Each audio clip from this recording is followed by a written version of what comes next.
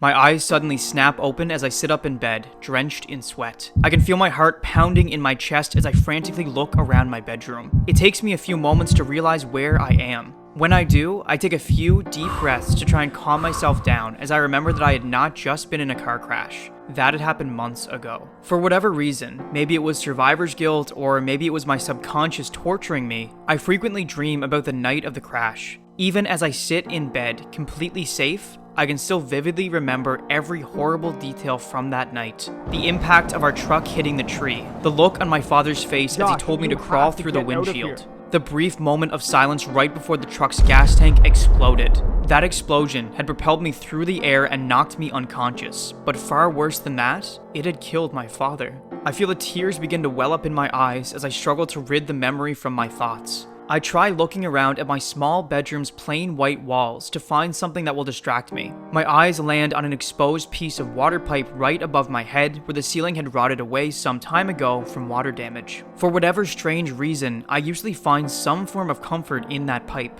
Maybe it was because it would drip water on my face every time our upstairs neighbor took a shower, which made for an excellent backup alarm clock whenever I forget to set my phone. The sad truth was that the water pipe was one of the most reliable things in my life right now. As I wipe away the last of my tears and slow my breathing, I hear a steady clicking sound quickly heading in my direction. I can't help but smile as I watch my dog Boxer use his nose to push my slightly ajar door all the way open, as if he paid the bills around here. He then sees me looking at him and jumps on my bed with his tail wagging behind him. I wrap my arms around Boxer and bury my face in his warm, soft fur. My fluffy boy is an instant stress reliever, and as he licks my ear affectionately, I can feel myself growing calmer. Boxer is an ironic name for my dog, considering he's a golden retriever. When I was 12, Boxer was rescued from a shady medical company that had been experimenting on animals with untested isotopes. The company ended up killing nearly 50 different animals before they were finally shut down. The people who shut them down brought Boxer and a few other surviving animals to my father's company to get them checked out since they were the closest experts in the same field. My father asked them what was going to happen to Boxer, and they said that he would most likely spend the rest of his life in a pound. So my father decided to take Boxer home and make him a part of our family. When my father died, Boxer was just as devastated as everyone else. Boxer clearly loved my father just as much as the rest of us, and when he died, you could tell that Boxer knew something was wrong. He had no energy, would hardly eat anything, and would just lie around all day looking depressed. My mom and I tried to help him by taking him to a veterinarian, but the vet said that the problem was psychological and there really wasn't anything we could do. Like my mom and I, Boxer slowly got better over time, but he was never the same since Dad died. Suddenly, my phone, which was lying in its usual spot on the nightstand beside my bed, begins blaring music at near full volume. I pull my face away from Boxer and smile at the song that's playing, because although I'm not a big fan of it, it was one of my father's favorite songs. When I finally run out of patience, I reach over to grab my phone and turn off the alarm. Honestly, I think the only thing I don't miss about my father is his terrible taste in music. But I must admit that having one of my father's favorite songs be the first thing I hear when I wake up in the morning was a nice way to start my day. Plus, hearing that terrible song first thing in the morning gave me extra motivation to get out of bed and turn it off. After shutting off my phone's alarm, I stare down at the cracked screen, but find myself squinting my eyes as I try to read the extremely blurry time. I reach over and grab my glasses from the nightstand and put them on. Even though I've been wearing glasses since I was a kid, my vision had always been pretty good, and most of the time I could get away without wearing them.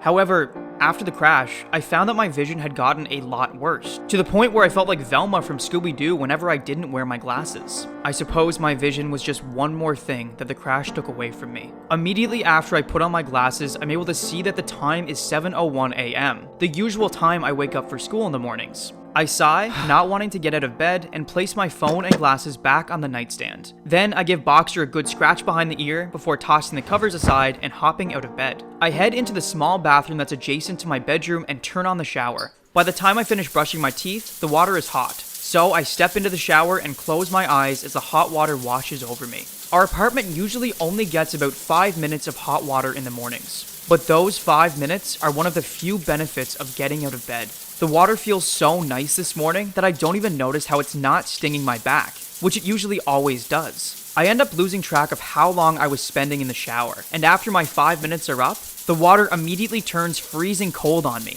The sudden change in water temperature shocks me so much that I let out a high-pitched gasp before quickly shutting off the water. I step out of the shower covered in goosebumps, grab a towel, and begin drying myself off as my entire body shivers. After wrapping the towel around my waist, I wipe away some of the fog that covered the mirror and look at my own reflection. I study myself closely for a moment to see if I had magically grown any muscles overnight. The answer isn't obvious, but still disappointing. No, I'm still as skinny as ever.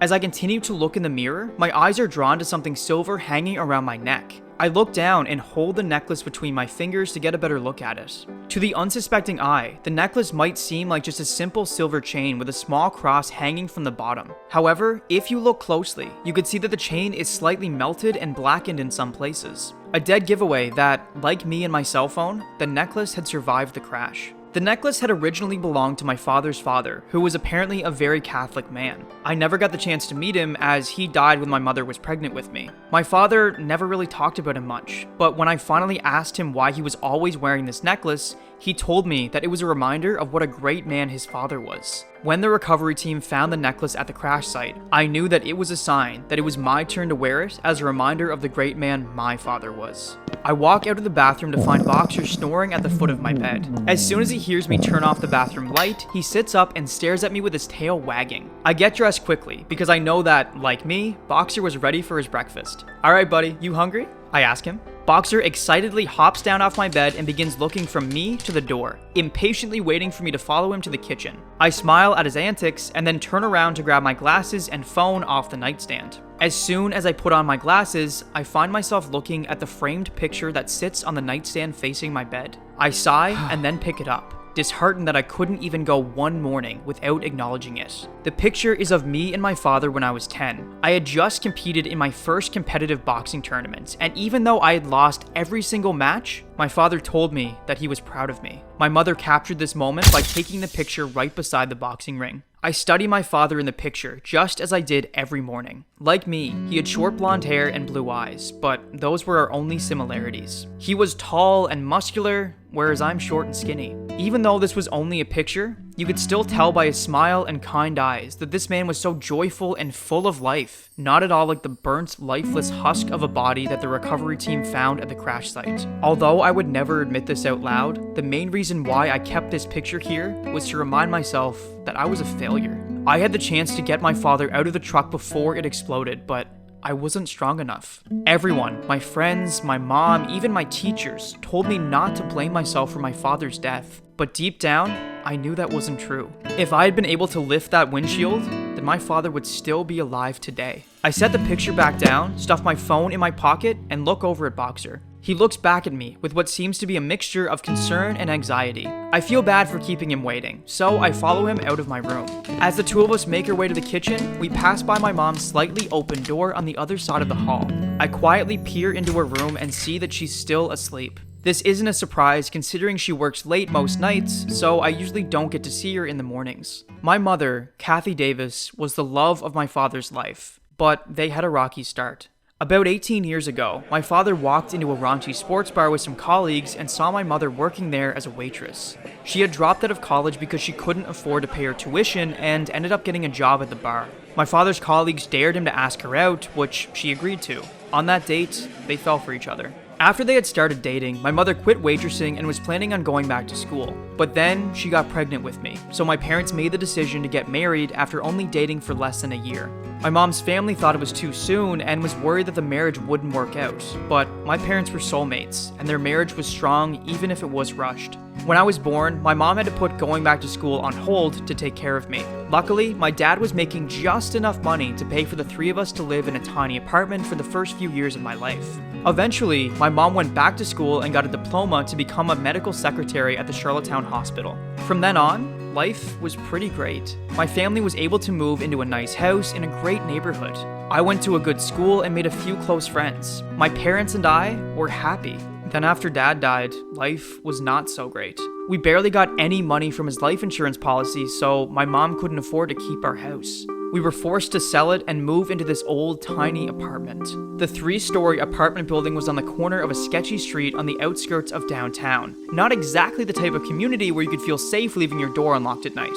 We had moved in here about 2 months after my father died, and pretty well as soon as our last box was unpacked, my mother fell into a deep depression. I assume the combination of my father's death and being forced to move out of the home that the two of them envisioned growing old in together was what made her snap. At first, I thought that it was only a cold, as staying in bed all day, looking extremely pale and tired, and having bloodshot eyes were all symptoms of being sick. It took me about a week and a half to realize that my mother was facing a different type of illness. During those days, I had never felt so truly hopeless and alone. Even when my father died and I was still recovering from my injured back, my mother had been by my side. But seeing her too depressed to get out of bed, to eat, to take care of herself, it almost broke me. The only thing that kept me from completely giving up was because I knew that since my father wasn't around anymore, it was up to me to help my mother. So, for nearly 2 months, I was the one who cooked all the meals, cleaned the apartments, and most importantly, took care of my mom. I fed her, talked to her, and checked on her multiple times a day. Some days were better than others, and she would actually get out of bed to come eat at the table with me. But other days, she wouldn't even talk to me. Eventually, she became well enough to take herself to a doctor, who prescribed her antidepressants. Those pills not only helped her regain control of her life, but they gave me my mother back. I close over my mother's door because Boxer and I always struggle to keep quiet in the mornings and I don't want to wake her. The two of us then walk down the hall and into the kitchen. Our kitchen is never exactly stocked with all the best foods, so I just pour myself a bowl of off-brand cereal.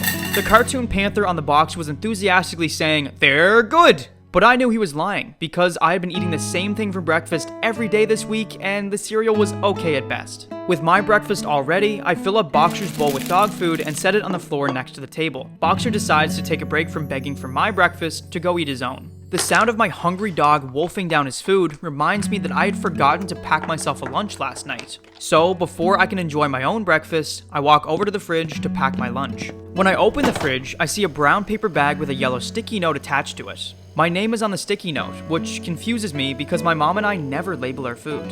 I grab the bag out of the fridge, and just as I'm about to open it, a familiar voice says, "I hope it's to your satisfaction." After closing the fridge, I find my mom standing on the other side of the kitchen. It's obvious that she just got out of bed, as she's still wearing her pajamas and looks very tired. Before answering her, I look inside the bag to find a turkey sandwich, an apple, and a granola bar all packed up nicely. I smile at her. "It looks great. Thank you, but you didn't have to do that."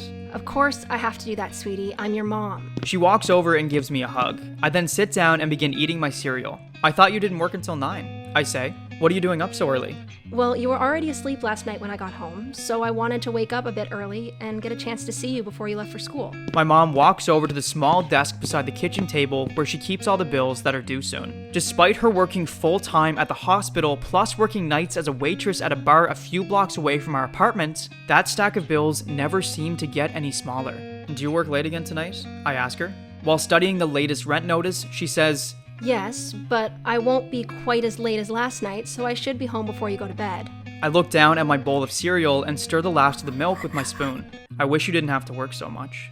My mom looks up from the bill to give me a small smile. "I know, sweetie. I wish I didn't have to work so much either. But we had no source of income for those 2 months when I was sick. That's my fault. So I just have to work harder for a little while longer in order to replenish our savings." That wasn't your fault, Mom. You were depressed. You couldn't work. Why don't you let me get a part-time job so I can help you out with some of these bills? "Josh, I'm not having this argument with you again. Your job right now is to go to school and keep your marks up so you can get into a good university." But Mom, my marks are fine, and a job isn't going to affect them. You're working yourself to death trying to pay for everything yourself. Lots of kids at my school have part-time jobs. It's not a big deal. "No!" She yells. As soon as she does, she realizes that it came out harsher than she intended. "Josh, you've been through more in the last 6 months than any other kid at your school, and you deserve a break. So no, Josh, I'm not letting you get a job right now."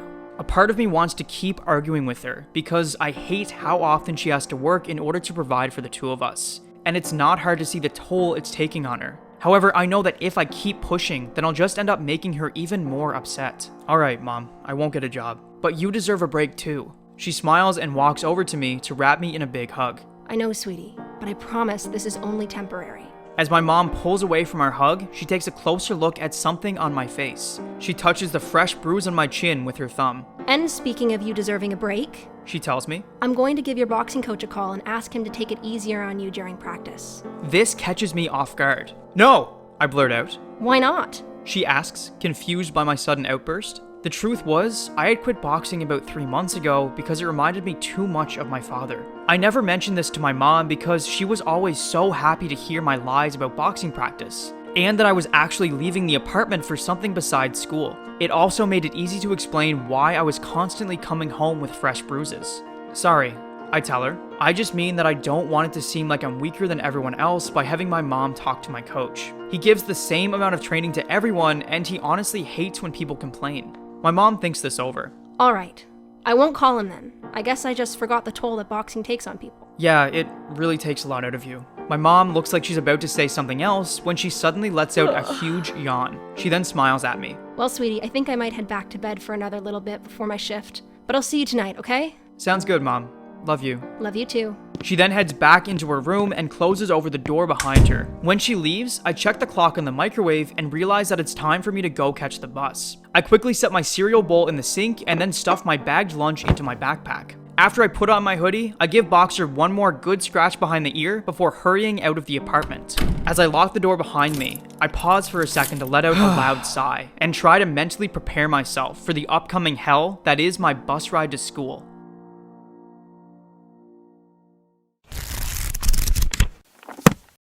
Hello everyone, and thank you so much for watching. If you enjoyed this chapter, then please remember to leave a like on the video and subscribe to my channel. New episodes of Strength drop on Tuesdays and Fridays, but if you'd like to see the chapters early and support the channel for only $5 a month, then head on over to my Patreon page. Link is in the description, where the first 5 chapters of Strength are already posted. Also, you can purchase the full paperback novel on my website if you're in Canada, or on Amazon if you live outside of Canada. Thanks again, and I'll be back in a few days with the next episode.